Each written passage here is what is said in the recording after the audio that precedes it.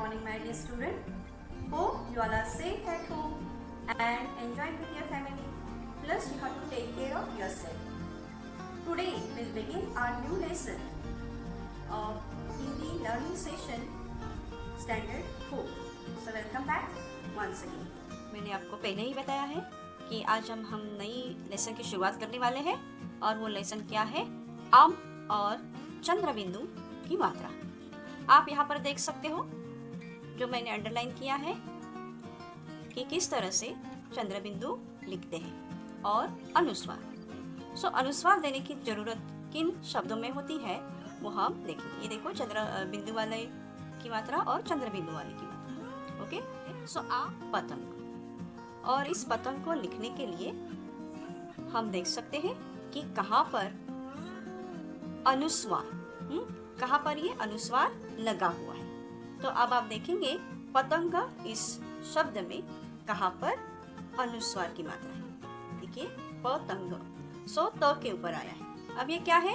झंडा, हमारा तिरंगा, हमारे भारत देश का जो हम तिरंगा लहराते हैं 15 अगस्त को, तो वो है झंडा। तो कहाँ पर बिंदु है? झ पर। कौन से अक्षर पर बिंदु है?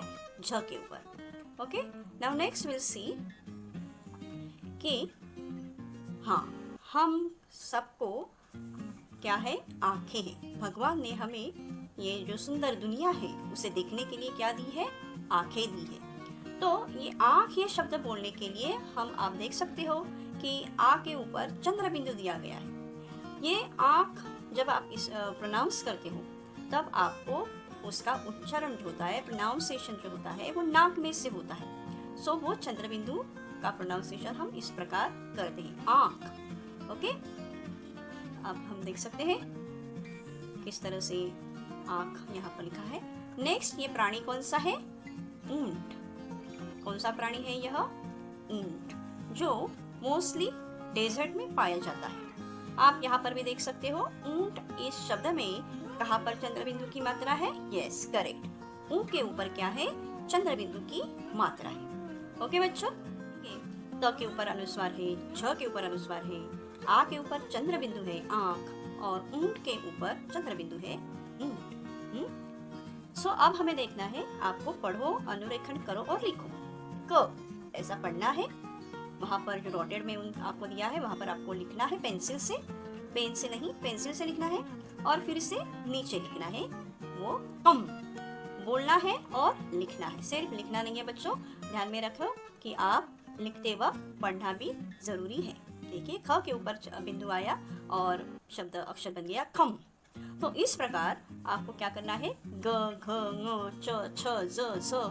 तो इस प्रकार न्य तक आपको ये लिखकर कंप्लीट करना है, और ये लिखते वक्त आपका हैंडराइटिंग जो है वो बहुत ही अच्छी तरह से आना चाहिए। तो देख सकते हैं मैंने यहाँ आपको लिखना है बहुत ही अच्छा हैंडराइटिंग में। इसके ऊपर आपको ये शब्द दिए हैं। देखिए मैंने आपको यहाँ पर एरो करके बताए हैं, बंदर, अंगूर, गंगा, खम्बा और तिरंगा। तो ये शब्द आपको यहाँ पर दिखाई दे रहे हैं लेफ्ट साइड में। तो आप मुझे बता सकते हो कि कौन से अक्षर के ऊपर आपको बिंदु दिखाई दे रहा है? यस, हम ये जो शब्द पढ़े हैं, बंदर, अंगूर, गंगा, खम्बा, तिरंगा, इन शब्दों में क के ऊपर बिंदु है, अ के ऊपर बिंदु है, ग के ऊपर बिंदु है, ख के ऊपर बिंदु है, और तिरंगा इस शब्द में र के ऊपर बिंदु है। अब हम देख सकते हैं और कहाँ पर कौन से शब्द दिए हैं? अंदर, लंगूर और चंगा। यहाँ पर हम देख सकते हैं, मैंने आपको पहले ही बताया है कहाँ कहाँ पर बिंदु यहाँ है। आपको एरो के जरिए आपको यहाँ पर दिखाई देगा। ये देखिए अंदर, लंगूर ल के ऊपर है, चंगा के ऊपर यहाँ पर उन्होंने दिया है। बोलकर वहाँ पर फिर से लिखना है। हाँ, बंदर बोलो और फिर लिखो। ये मैंने बहुत ही बड़े हैंडराइटिंग में लिखा है, आपको छोटे हैंडराइटिंग में लिखना है। जिस तरह से आप 2 लाइन नोटबुक में लिखते हो उसी प्रकार आपको लिखना है। अब देखिए नीचे और कौन से नए शब्द आपके लिए है?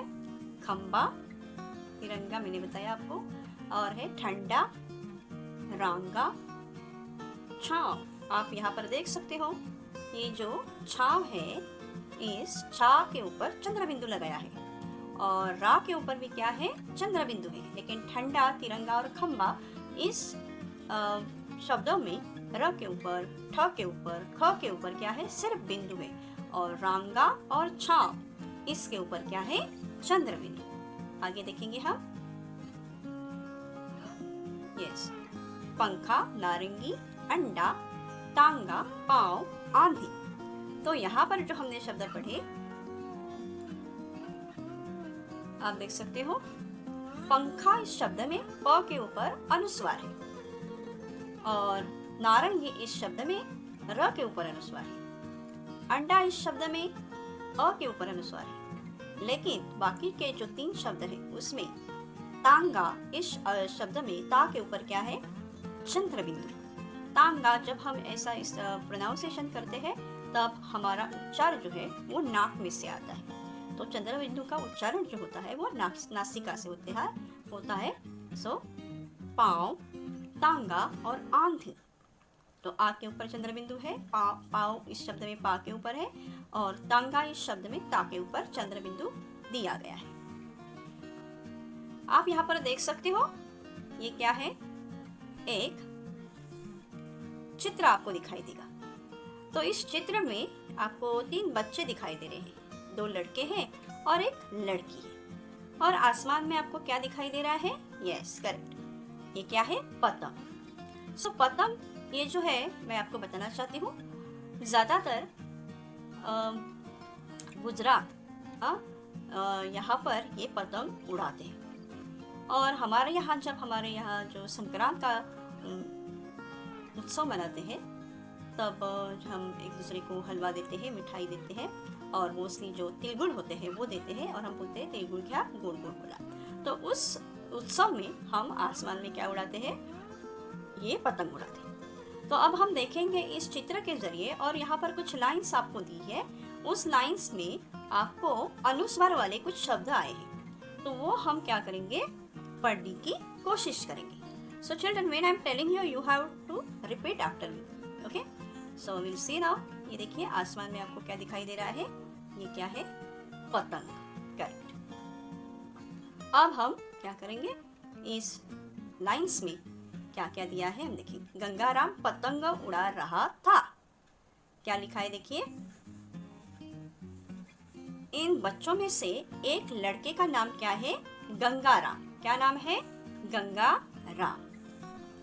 तो गंगाराम इस शब्द में कहाँ पर आपको अनुस्वार दिखाई दे रहा है, ग के ऊपर है अनुस्वार। सो हम कह रहे हैं गंगाराम क्या उड़ा रहा है, पतंग। किसके ऊपर अनुस्वार आया, त के ऊपर, सिंपल अनुस्वार है। सो हम कहेंगे पतंग। नेक्स्ट सेंटेंस क्या है हम देखेंगे अभी। साथ में मंगल और रंजना भी थे। यस, इस चित्र में एक लड़का और 2 लड़कियां हैं। लड़के का नाम क्या है, गंगाराम, और लड़कियों का नाम क्या है, एक का नाम है मंगल और दूसरी का नाम है रंजना।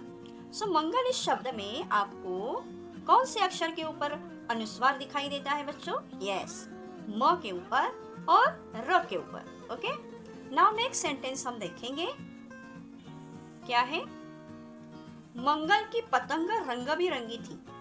इन बच्चों में ये जो मंगल नाम की लड़की है उसकी पतंग कैसी थी बच्चों, यस, रंग बिरंगी। अब इस रंग बिरंगी इस शब्द में कहाँ कहाँ पर बिंदु आया है, अनुस्वार आया है, यस, 2 जगह पर आया है, रंग बिरंगी। पहले वाला एक र है और बीच में एक र है, वहां पर क्या आया है, ये अनुस्वार आया है। ओके, और पतंग तो हमने पहले से ही देखा। सो बच्चों आपको क्या याद रखना है कि किसकी पतंग रंग बिरंगी थी, मंगल की। करेक्ट। नेक्स्ट सेंटेंस क्या है, तभी साय साय करती आंधी आई। क्या हुआ बीच में, ये बच्चे खुले मैदान में और आसमान में क्या उड़ा रहे थे, पतंग। और अचानक क्या हुआ, तभी यानी क्या, अचानक क्या हुआ कि साय साय, ये आप देखिए मैंने उच्चारण कैसे किया, साय साय ऐसे नहीं किया, नाक में से किया, साय साय। तो सा के ऊपर क्या है, चंद्र बिंदु। सो साय साय करती आंधी आई। साय साय क्या है, जब तूफान आता है, बहुत जोरों से हवा बहने लगती है, उसे कहते हैं आंधी। क्या कहते हैं, आंधी या फिर तूफान। तो उस तूफान की आवाज को क्या कहा है यहाँ पर, साई साई। जब ये जोर से हवा बहने लगती है तो हवा की भी आवाज आती है, ये आपको भी पता है। ओके, अभी बारिश का मौसम है, जब जोरों से बारिश होती है, लेकिन बारिश शुरू होने से पहले जोरों से कभी कभी हवा बहती है और उस हवा बहने का आवाज आता है। या फिर आप देख सकते हो कि अगर सीधे सीधे आपने कुछ हाथ में पकड़ा हो और जोर से हिलाया हो तो आपको हवा महसूस होती है, हाँ, तो उसकी भी आवाज आती है। अंडरस्टैंड? सो दिस वे ये आंधी आई और वो कैसे आई, साई साई करके आई। सो साई साई, इसके ऊपर ये चंद्र बिंदु है। अब नेक्स्ट सेंटेंस क्या है बच्चों, अभी आपको दिखाई देगा।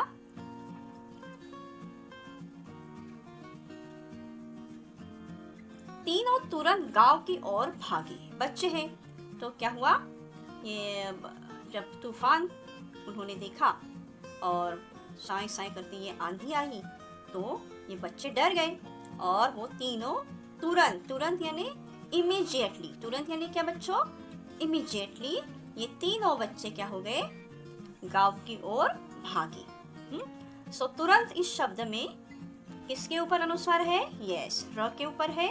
और तीनों किसके ऊपर है अनुस्वार, यस, नो के ऊपर क्या दिया गया है, अनुस्वार दिया गया है। सो अब आपको ये जो दिया गया है, कुछ लाइंस आपको दी गई है पैराग्राफ के जरिए, आपको जो जो से बोलना है। ओके, देखिए, गंगाराम ग के ऊपर, पतंग में त के ऊपर, यस, मंगल में म के ऊपर है, रंजना इस शब्द में र के ऊपर है, फिर से मंगल में इस पतंग में आया है। अब यह रंग बिरंगी, र के ऊपर चंद्र बिंदु है, आप देख सकते हैं यहाँ पर। ओके, तुरंत इस शब्द में र के ऊपर है। ओके, अब यहाँ पर साई साई इस शब्द में चंद्र बिंदु है सिर्फ, और यहाँ पर आंधी इस शब्द में भी क्या है, चंद्र बिंदु। और कहाँ पर है, गांव इस शब्द में भी क्या है, चंद्र बिंदु आपको दिखाई देता है। I want to tell you that कि यहाँ पर जो शब्द आपको दिए गए हैं वो आपको पढ़कर लिखना है, सिर्फ देखकर लिखना नहीं है बच्चों, आपको ठीक से प्रोनाउंस करना चाहिए और वहाँ पर लिखना चाहिए। बंदर, अंगूर, गंगा, खंबा, तिरंगा, डंडा, रांगा, छांव। सो इसमें से आपको कौन सा कठिन शब्द लगता है, सबके अर्थ आपको पता होंगे। बंदर यानी कौन, यस, मंकी, अंगूर यानी ग्रेप्स, गंगा यानी किसी लड़की का नाम या फिर नदी का नाम, और खंबा, खंबा यानी क्या, pillar.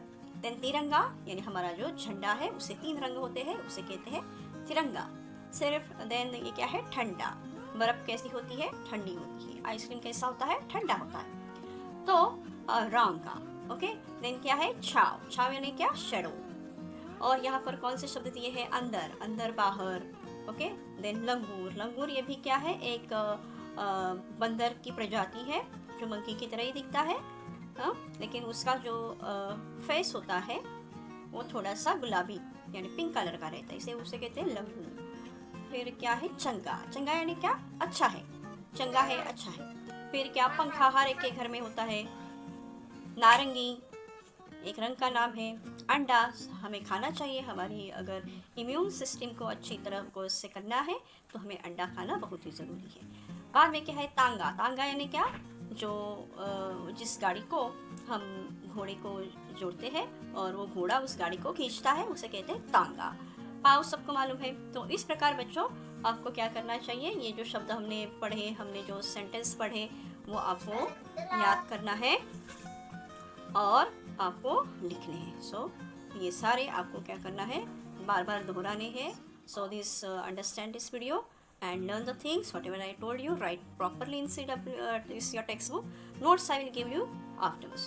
Okay children, have a good day. Thank you.